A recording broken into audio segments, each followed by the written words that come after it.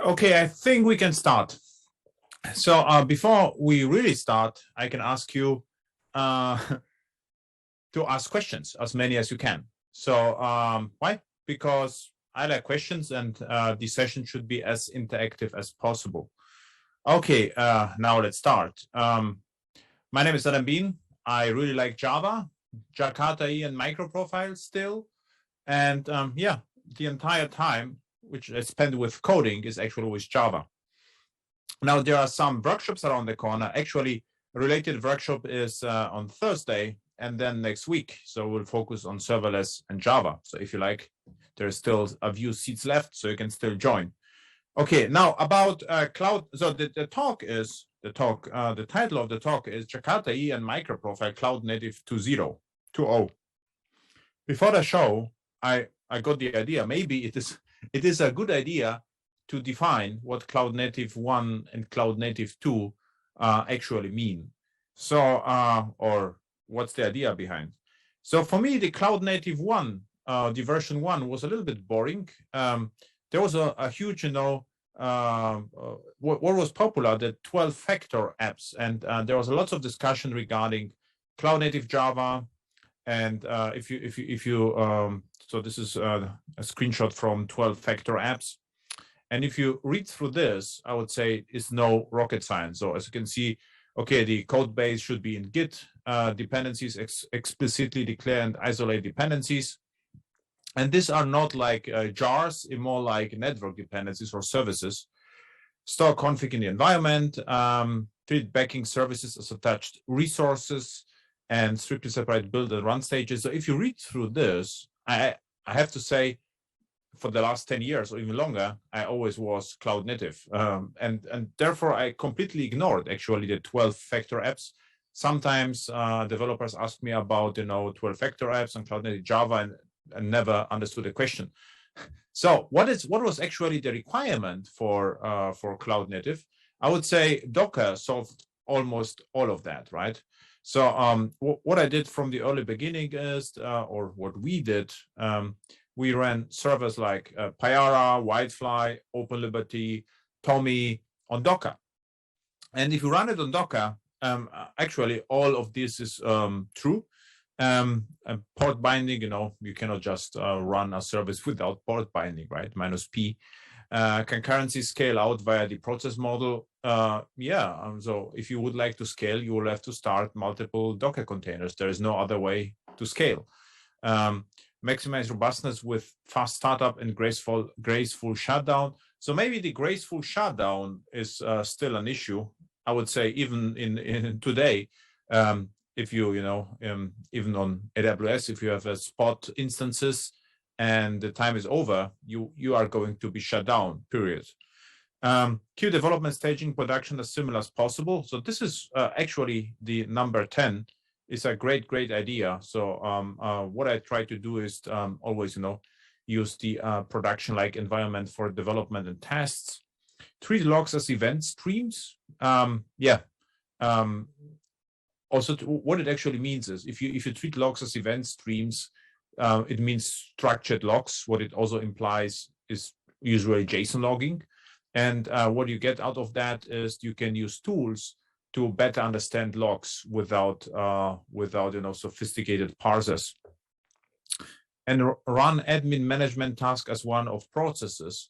So what this means basically is we get a kind of a CLI where we can first, immutable infrastructure is a must, and there is no admin console or something like this.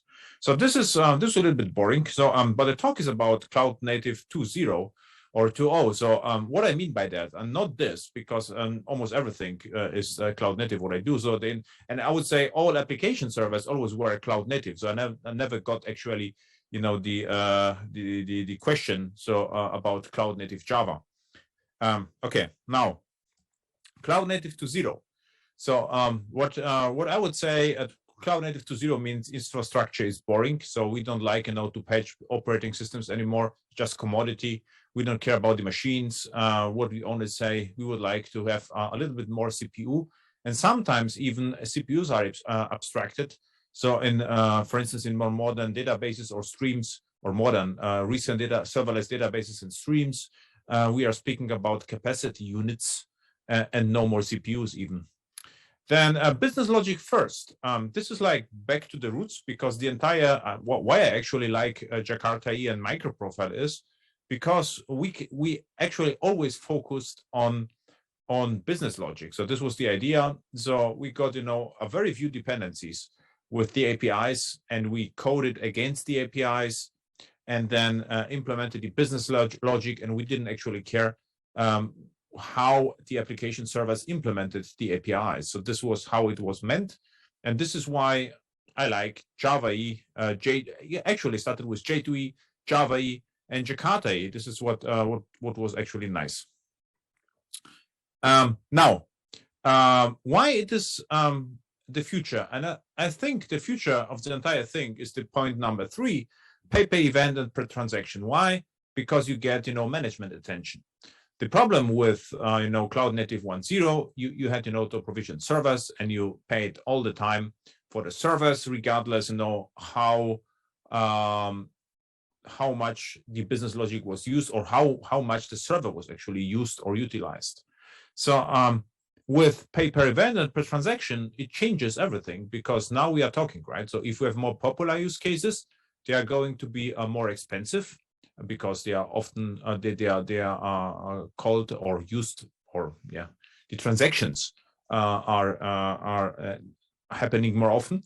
And hopefully the popular use cases is also this where the revenue happens. So now the management can decide, okay, is it worth to implement these use cases, or should we scale back? And this is very transparent. What very transparent means is you will get the monthly bill with all the events and all the transactions, and now is management decision what we do about that. So this is why I believe that serverless or cloud native 2.0 will win, because of management attention. So we are just developers, and the business department or managers, they decide what to implement, how it should be. So therefore we can call whatever I defined right now is serverless. So what serverless means is, serverless means then that we don't pay for servers anymore. So this, of course, stupid discussion whether we still need servers or not. Of course we need servers, but the servers are invisible for us. And I mean, they always were for me as a Java EE developer. Why? Because even 20 years ago, there was a notion of containers. So we had EJB container and web container, and we packaged the logic and shipped to the containers. And this was the entire idea, that we focus on business logic. So I would say it was extremely serverless.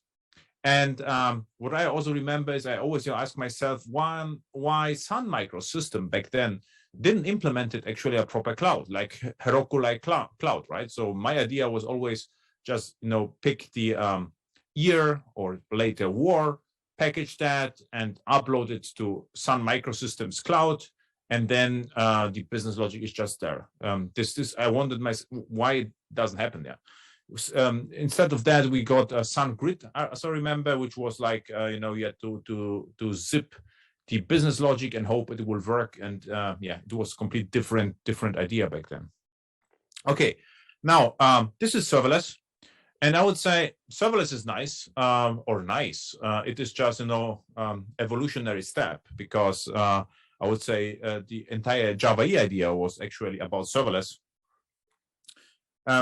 Of course, it depends whom you ask, right? So if you are an application server vendor, you are a server fool, but from developer perspective or user, it was serverless.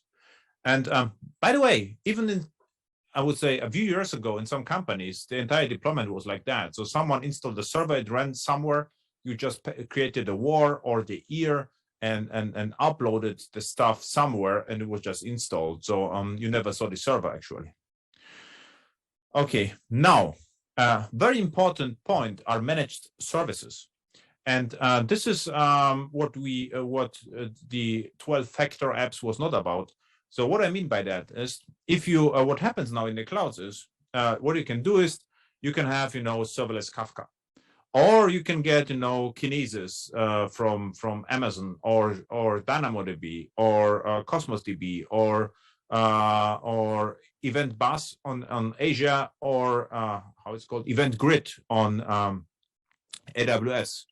And these services, or I think the best example or the most simple one to understand is S3 on AWS or Azure Blob on Azure, Blob Storage on Azure. Why that? Because what serverless means, this service is like S3. This is, by the way, the oldest service. I would say the oldest cloud service ever, because AWS was first, and S3 was one. S3 or SQS were one of the first services. They are just there. So this is a difference. So what is the difference? If something is not entirely serverless, if you provision the service, you usually, have to wait until the service spins up, starts and does something. And the S3 is always there. It runs somewhere. You don't know where. You just say, I would like to have a new bucket, and you get like a folder. Looks like a folder. It isn't a folder, but you get an object storage bucket. And so this is the interesting part. You have services in the cloud, and this service is sitting there and waiting to be used. So this is important distinction for me. So if I'm running on an EC2 or on a virtual machine, my own database, I wouldn't call it serverless. But if the database is already there, and I only would like, and I only say, no, give me please a table, and 1 second later I have a table, and I pay per invocation to the table, this is for me a serverless model, which is, by the way, DynamoDB works exactly like this. Okay, if you have the managed services in the cloud, they are well integrated into the cloud. So it means the security is there, and all these managed services usually emit events. It just happens. So, and now we are talking, because now what you can do is you can submit to such events and do something with them.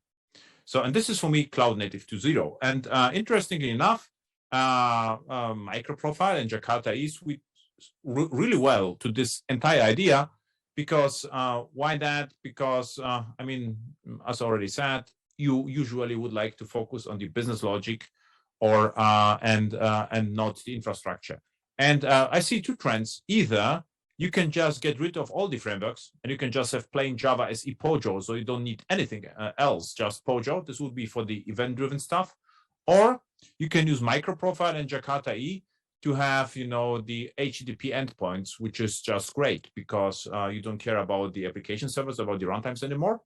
You can just use, just code against the API. Okay. Any questions? So please ask questions, and if not, then Shabnam, my moderator, will have to ask questions. So she's probably already sweating, but that's the deal. So someone will have to ask question here during the show. Otherwise, we cannot call the conference or the session interactive, right? So thank you, Adam. Let me see. I don't see any questions here. Then you have asked a question. That's the deal. Okay, let me come up with one. Yeah, exactly. You can ask someone backstage very, very quickly. You have still some time. It might not be related to your talk, though. Have you made a pizza for us? Oh, I actually forgot about the pizza. I am pizzaless today, unfortunately. Okay. No. I focus on the topics, and I wanted to hack something, but it didn't turn out. But yeah, I'm really pizzaless. I was a little bit, but I saw lots of great pizzas. I saw the pizza from forget the lady, from Tanya, exactly, from Tanya on Twitter. It was one of the nicest one. I didn't saw your pizza, but I'm also pretty sure it's also nice. Yeah, for sure. Okay, so about the pizza, you're excused for the next 5 minutes, and I hope now you get the proper questions, All right. Okay, Java. Now it comes. What happens is actually in the cloud. As you probably already noticed, I spent a lot of time in the cloud in the last 2 years. There were lots of reasonable use cases, and long story short, I think on-premise is still cheaper, but there are use cases out there where on-premise doesn't work anymore. So, and in this particular use cases, it is a very good idea to go to the clouds. Now, Java is fast and cheap and cost effective. So maybe it surprises you, but what I found multiple times is a developer said, okay, we need to learn another language because Java is too slow, too bloated or whatever.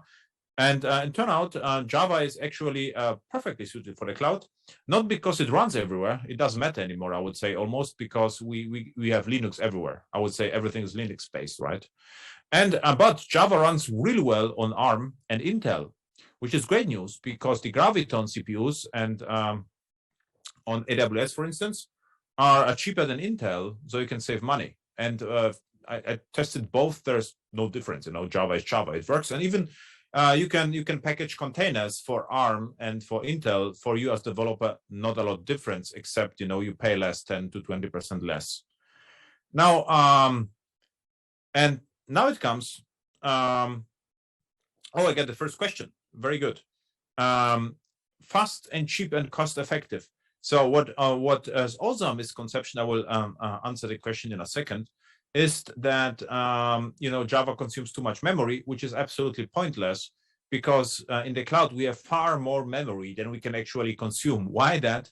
Because in all clouds, to my knowledge, if you are in the serverless mode and you would like to have more CPU, you will have to buy more RAM.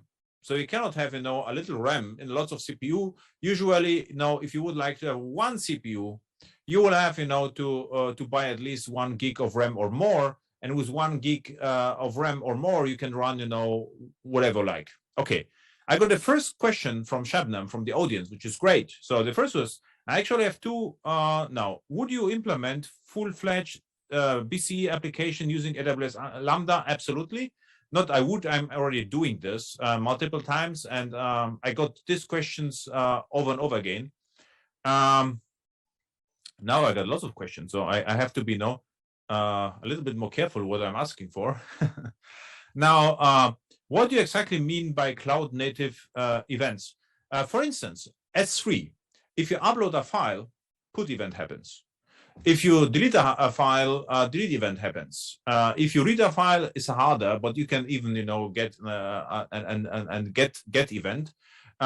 If you commit something to AWS code commit event happens. Let me see. There are, I would say, all managed. Oh, DynamoDB. If you store something in DynamoDB table, there are DynamoDB streams. You can also receive events. So I would say all managed services are emitting events, and you can subscribe to these events and listen to them with Java. I hope this is clear. Now, Werner, there was a question in my Jakarta security session just before about MicroProfile in Jakarta. I wanted to forward it. Okay, I don't know. Werner, is it a question or what are you asking here? I don't get it. Okay, so Werner has a statement about Jakarta EE security. Maybe Jakarta security is a great one because in the cloud native to zero with managed services, what can happen is that Jakarta security becomes a little bit less relevant because the security can happen before in, for instance, API gateway or Azure Bus, I think is the name. So I have to be careful with the names. I confuse them all the time. But API gateway is the right name for sure on AWS, on an Azure Think Event Bus, because they integrate well with OpenID Connect, with Cognito on Azure AD. So, but MicroProfile shines here, JSON Web Token. So what do you usually get? JSON Web Token, and then you have the principle with all the stuff. So Shamnam, you have to ask Werner what's the point of his message. So is it a question or what is it? I think there was a question in the previous session that he's not able to see. I'll check that out and then forward it to you once I figure out. Okay, because I have no idea what happens before me, in the other sessions. No problem. Nice. Shabnam, and you have still asked questions. I don't think these are your questions, right? So Elastic, from large monolith over fed functions to event-driven functions. And this is actually one of the last slides for me about fed functions. And this is where Java actually shines. So keep this in mind. I will come back to this. And event-driven functions means you have just a POJO with a method on event. And you can say, okay, if someone submits a file to S3, this function gets invoked. I do something with it. And the return value is called Lambda destination. Will be redirected to a topic or queue. Genau, sorry, it's in German. So serverless compatible, absolutely. So you don't have to run servers. And now comes interesting observation. So GraalVM is very interesting because you can reduce the startup times, but GraalVM is still a little bit slower than the JVM mode. So it is not always, we are not always sure whether, plain JVM runs more cost effectively than GraalVM. So this is to be seen, but this native image in GraalVM gets faster and faster. So in one point of time can be absolutely the case that GraalVM is going to be even cheaper than a JVM. By the way, even the JVM, plain JVM, is faster than Python and JavaScript in Lambda. So you can save money with Java. Just measure both, and you will see how fast Java actually is. So now, if you consider this, so what you can do, the most boring, and of course, why I'm using here AWS, because AWS was first, and the EC2 here are, I think it's called VM sets on Azure. So whatever you see here as AWS, you will also find on Azure or on Oracle Cloud. And by the way, one of the cheapest clouds is Oracle Cloud, interestingly. So by EC2. So and that's interesting because on EC2, this is the only environment I know where fat jars on Uber jars makes actually sense, because it is easier to deploy. So what you will do, you pick, for instance, Helidon, great framework, or Quarkus. There is one single option, or Micronaut implements a parts of MicroProfile or a little of MicroProfile, but Helidon is a full profile compatibility and part of Jakarta EE, and Quarkus is almost full profile compatibility, a little bit more Jakarta EE compatibility. So both frameworks, and ECS is like a container service, which is not serverless. So the difference between EC2 and ECS, you can absolutely run containers on EC2, but you will have to install the Docker on EC2 and care about patching. ECS means you don't care about the operating system anymore, or you actually, let me think, on plain ECS, you will still have, to patch indirectly the operating system, but you have to pick the machine. So that's the difference. And I spend most of my time is in ECS Fargate, and ECS Fargate is built on ECS, but you absolutely don't care at all on operating system, also not about the machines. What you care about is just the number of CPU. And you can have, I think, up to 4 CPUs and I think 32 gigs of RAM or something like this. And this is the largest option, but it is serverless because you can scale this thing down to 0 and you don't pay anything for that. By the way, we can argue whether this Kubernetes on AWS is actually serverless, because you cannot scale it down to 0. You're still paying for the control plane. So interesting, right? Now, so the ECS Fargate is I would say, is a great option to run on monolith in the cloud, because you can start, Whitefly, OpenLiberty, Pyra, whatever you have, and they are small enough, no problems, and you are absolutely cloud native 1.0, and they're running happily in the cloud. Okay, now something interesting happens. So the next option, it is already really interesting, because what this is you can actually package, this was the question from the chat, you can package a MicroProfile application, boundary control entity with multiple JAX-OS endpoints. The only restriction is it has to be request scoped. So you could use application scope, but only for optimizations. It's actually because you are calling the method, so the method wakes up and freezes again, and yeah, it runs behind the scenes. It's more or less like a servlet. Think about this, like a exactly. And but there's otherwise it looks actually like a MicroProfile application. And the last thing is you can deploy a POJO, a plain Java, no MicroProfile involved at all, and no Jakarta EE, and this POJO can react to events. Now, this POJO will have to use JSON. So what you can already do, you can use, for instance, Eclipse JSON or JSON-B to parse the event. So what you will get is you will need more and more libraries with some convenience, so you can still pick your parts of MicroProfile, but you don't have to. What I wouldn't use in asynchronous Lambda dependency injection, I would say I would just invoke the constructors. Very good. Another question.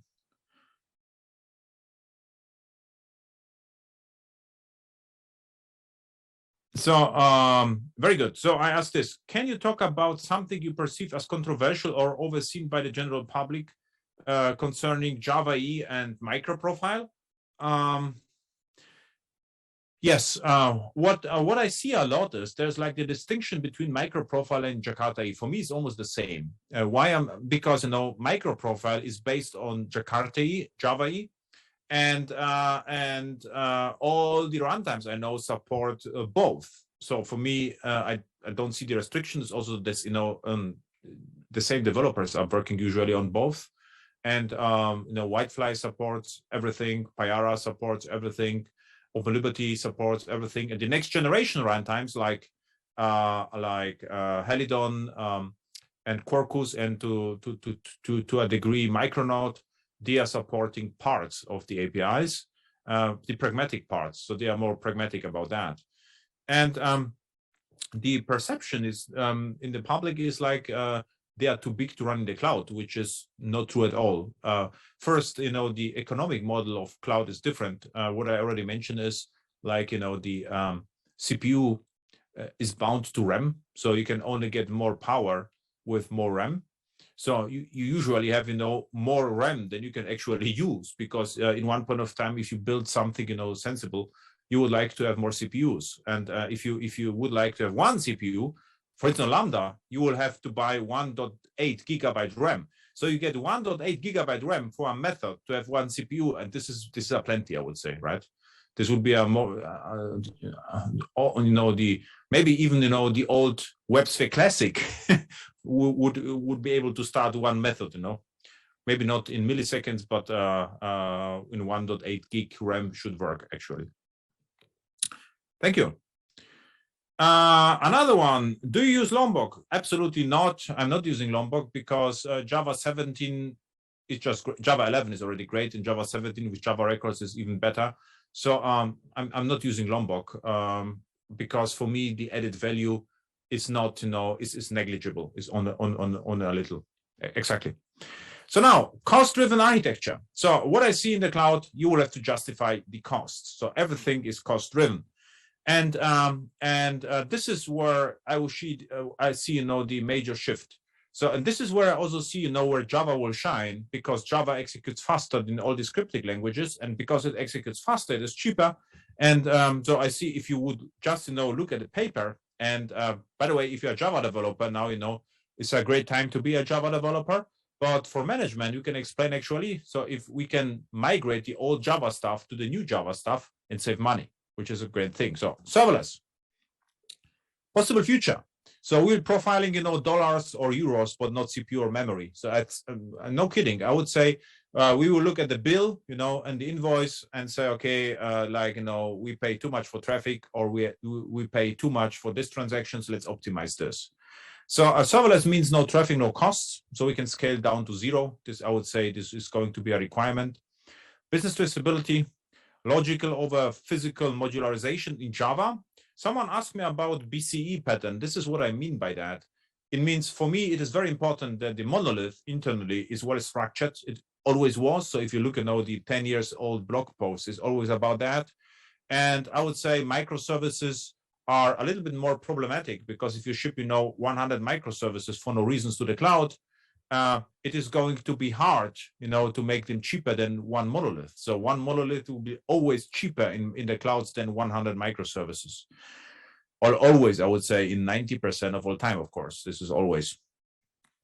So monolith or AWS lambdas and functions. This is what I also see, a healthy mix of ECS Fargate, or on Amazon, on Azure, it's called ACI, Azure Container Instances, or the new stuff in previous called Web App Containers, I think. Azure App Containers was recently announced, also similar to ECS Fargate.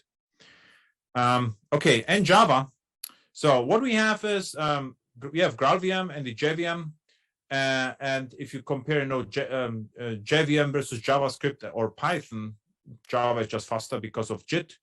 And the cold starts in Java are remarkable fast in JVM. With GraalVM are unbelievable fast, but even with Java, look at my recent YouTube videos. So I did a lot with lambdas, and you will see that the initial full microprofile start takes about 3 seconds. And by the way, I don't see a great future of Kubernetes in the public cloud. In the private cloud, it's a must, Kubernetes. You have more deployments, it's a great orchestrator. In the public clouds, there are simpler and cheaper alternatives than Kubernetes, my personal opinion. And we have the best serverless option ever. It's called Payara Cloud. And we don't have a lot of time, so I would like to show you the Payara Cloud option. So this is a beautiful Jakarta EE page, and of course, MicroProfile. They are the both, which was, the topic was about with fresh MicroProfile 5.0. So, and there is the MicroProfile Cloud, hopefully still operational. So before the show, what I did, I just deployed the JakartaOne application. And by the way, it is a vintage application. So what I actually did, I used my very old Jakarta E8 template with MicroProfile 3, I think, 3.3 and Jakarta E8, which is outdated, but this was my old template. So I was just curious. And if you take a look on that, you will see that there is a JaxRS, you see resource with injected message and the JaxRS configuration. And what I did, I created a war called JakartaOne war and shipped that to the cloud. So what you see here, it runs on Azure and in a namespace called dev. And this is for me completely serverless. So what I did is I uploaded the war. It was immediately available. I had to wait a few minutes until the domain name becomes available, but the deployment was immediately available. And by the way, if we go here, let's see.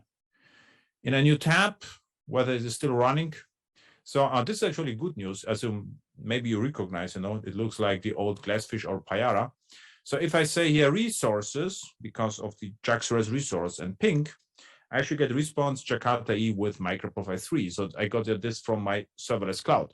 So so I would say this is extremely appealing. This is what I expected Sun Microsystems to build, and now the Payara people are building this. And this is nice because what you can do here, you can create a different namespaces, you can submit revisions, you can have a basic monitoring, and it's getting better and better. So from time to time, I'm logging in and watching what they are doing, and it looks nice. As you can see, it runs on a CPU size S, no idea which much, on a quarter of a CPU what you see right now. And this is actually, if you watch my old conference talks, I use exactly the same template back then. Now, you asked me about the boundary control entity. So if I just go here and say, set up Quarkus Lambda, and now call it Jakarta Stream, it will open to other projects. And this one is even more complicated than the other one. And as you can see, this is actually a Lambda. It's called application scoped. And also it's called greeting resource with injected greeter, with get and post, and with MicroProfile config property. And if you take a look at the POM, this is fully loaded Quarkus. The only difference is I used here Quarkus Amazon Lambda REST, and with that it creates function.zip. So if I build this Maven package, what will happen behind the scenes, hopefully, it will create here a function.zip and a SAM, which is I don't use as a serverless application model with the handler, and I could use it in the cloud. Actually, I deployed it yesterday, if you are interested, in 93rd AHEX TV Live. And the interesting part is the entire infrastructure as code is actually infrastructure as Java code. So there is no YAML involved. We are Java developer. Not all Java developers like YAML. There are exceptions like Bruno Borges from Microsoft, but all the other developers don't like YAML a lot. And if you take a look at this, this is all. So what I'm creating a function which is automatically deployed. And by the way, this Lambda, it executes in a few milliseconds, so 2 to 3 milliseconds, the entire MicroProfile application. And the cold start is 3 seconds, but is not very frequent, so 3 to 4 seconds. Okay, so this was like the boundary control entity. And if you compare the code, so the session is recorded, you will see that the Jakarta E code, which I use on Payara and Whitefly and OpenLiberty. And this code, they are actually identical. So now, by the way, this is the very last conference this year. So incredible. So almost vacations. So Payara Cloud. So I would say Payara Cloud is one of the most surprising services. And if you think about this, the Payara Cloud and Quarkus are actually complete opposite patterns and best practices, because Quarkus tries to optimize and build time and ship as small runtime as possible.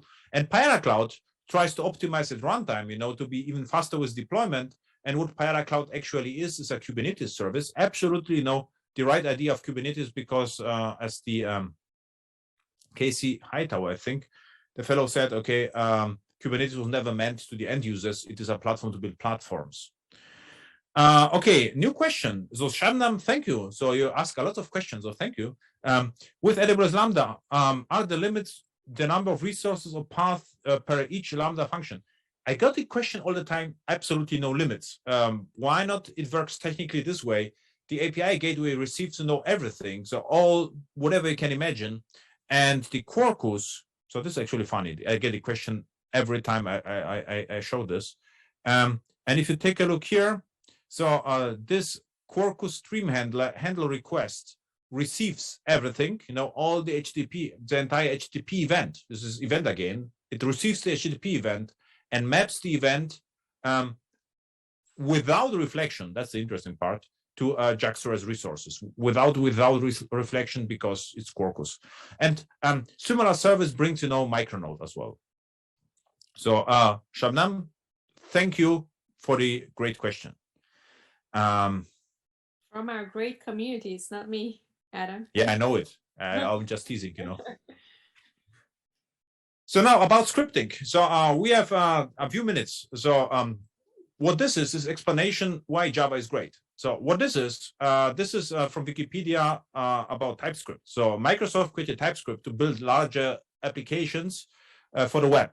Why? Because it was hard to build the same with JavaScript. So they needed, names. They needed, the same, I would say, similar features what Java or C# has, and we have it in Java.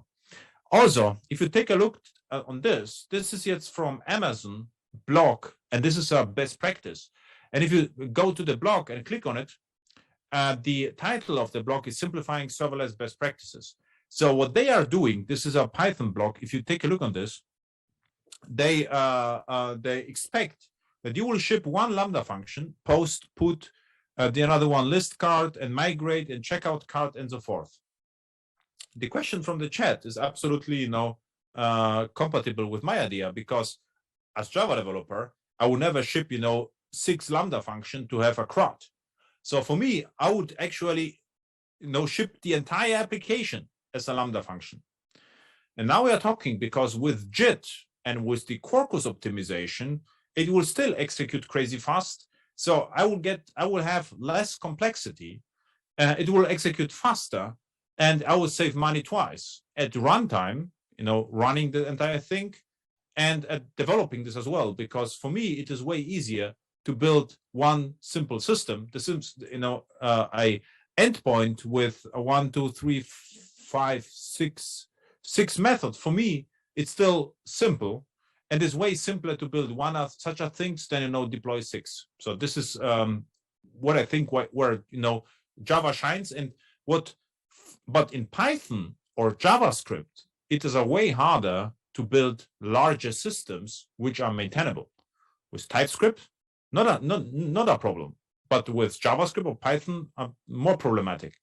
But TypeScript runs slower than Java runs, right? So this is the interesting part. So with Java, we can use fat functions, and they're still tiny. So it will be smaller than a regular microservice. So small microservices become Lambda. So actually port your old microservice to Lambdas. Execution time with JIT and hotspot, it gets better and better. And by the way, what the AWS Lambdas, for instance, they are not forgetting the optimization. It's not like, on every call, it's a fresh call. So Lambda keeps the optimization behind the scenes. And you can still use GraalVM. So then it's the cold start, extremely fast. And we have viewer modules, viewer projects, viewer moving parts, and we have higher productivity and maintainability. And the great story is with MicroProfile in Jakarta, the all API is just commodity. We know them for 20 years, and we can still just focus on the business logic. So if you like, join the workshop. So we'll code the entire time. I spend more time, coding stuff, showing you slides, but I think this is harder to explain. The ideas are harder to explain with code. So this was a higher level session this year. And yeah, are there any questions? Shabnam, copy over the questions if you have any. I don't see anything new. Okay. Then I would say thank you and see you next year, right? Yeah, for sure. Thank you, Adam. Great presentation as always. Hopefully, and the next year I will at least eat a pizza. No, if I don't have time, to create one, I will at least eat one and make a picture of the pizza. That would be great. Thank you. Thank you. Bye. Bye.